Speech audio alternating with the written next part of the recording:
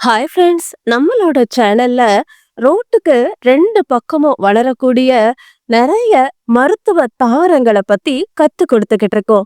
இந்த செடிய உங்கள பல பேர் பார்த்திருப்பீங்க. இந்த செடியோட சயின்டிபிக் நேம் பெர்க்லாரியா டேமியா. இத ஹிந்தில உத்தரன், ஷாக்கோ, ஆகாஷன், கடாரியா கி பெல், ஜூடக் இந்த மாதிரி கூப்பிடுவாங்க. இதுக்கு சமஸ்கிருதத்துல உத்தமா ராணி, தெலுங்குல குருடக்கா, உங்க பகுதிகள்ல இந்த செடிய என்ன பேர் சொல்லி கூப்பிடுவாங்க அப்படின்னும் கமெண்ட்ல தவறாம தெரியப்படுத்துங்க. தமிழ்ல இத வேலி பருத்தி செடி அப்படின்னு சொல்லுவாங்க. ஏன்னா பெரும்பாலும் தோட்டங்கள்லயும் வயல்கள்லயும் இந்த செடி வேலியா பயன்படுது. ஃப்ரெண்ட்ஸ், இந்த செடி பாக்குறப்போ ஒரு முறுக்கப்பட்ட கயிறு மாதிரி கொடியா தோணுது. எதுக்குன்னா இதோட இலைகள் பாக்குறதுக்கு அசலா இதய வடிவிலேயே இருக்குது. ஆனா நீங்க இத கூர்ந்து கவனிச்சீங்கன்னா இந்த இலைகள் கொஞ்சம் மெல்லிசா இருக்கும்.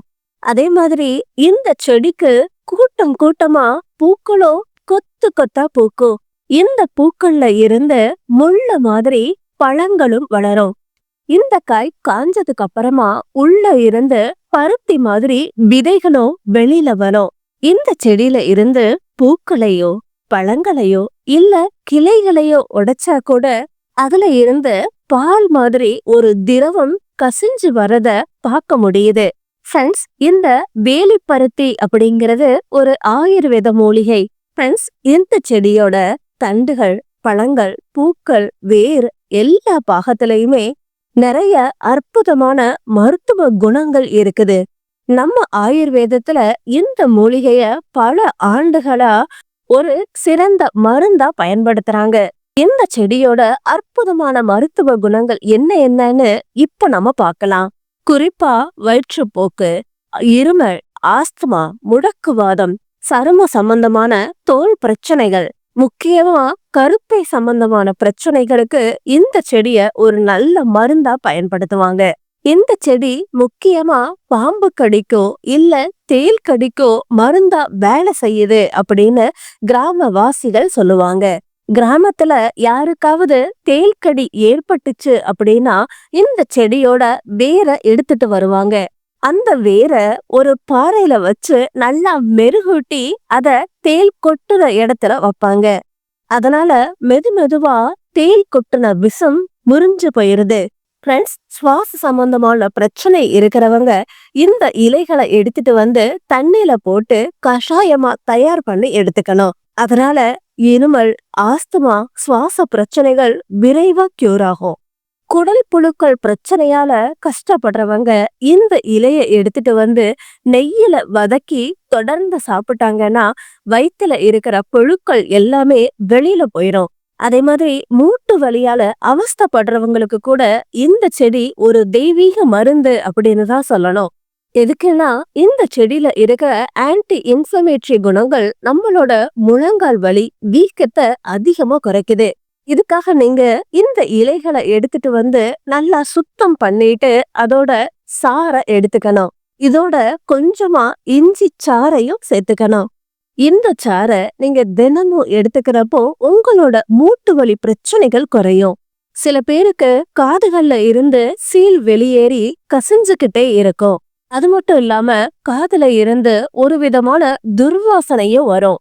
அதுக்காக நீங்க இந்த செடிய நல்லா அரைச்சு அதுல இருந்து சாறை எடுத்துக்கணும். இந்த சாரோட கொஞ்சமா உப்பு, அதாங்க கல்லு உப்பு சேர்த்து நல்லா மிக்ஸ் பண்ணணும்.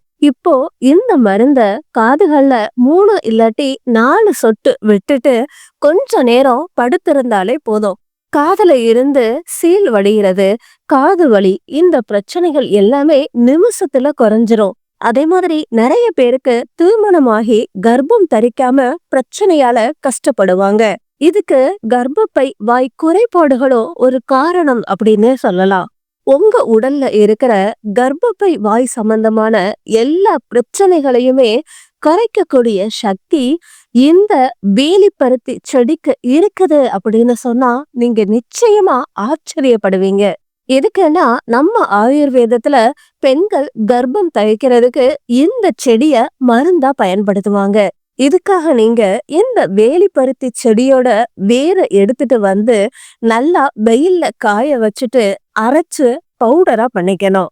இந்த பொடிய உங்களுக்கு மாதவிடாய் வர்றதுக்கு 1 நாள் முன்னாடியில இருந்து 5 நாள் வரைக்கும் மோர்லயோ இல்ல தயிர்லயோ கலந்து எடுத்துக்கணும். இந்த மாதிரி பண்றப்போ உங்க கர்ப்பப்பை சம்பந்தமான எல்லா குறைபாடுகளுமே நீங்கி உங்களுக்கு குழந்தை பாக்கியமும் கிடைக்கும். உங்களுக்கு இந்த வீடியோ பிடிச்சிருந்ததுன்னா லைக் பண்ணுங்க, ஷேர் பண்ணுங்க, சப்ஸ்கிரைப் பண்ணுங்க, பக்கத்துல இருக்கிற பெல் ஐகானையும் கிளிக் பண்ணுங்க. அடுத்த நல்ல டிப்ஸோட இன்னொரு வீடியோல சந்திக்கலாம். Bye friends, take care.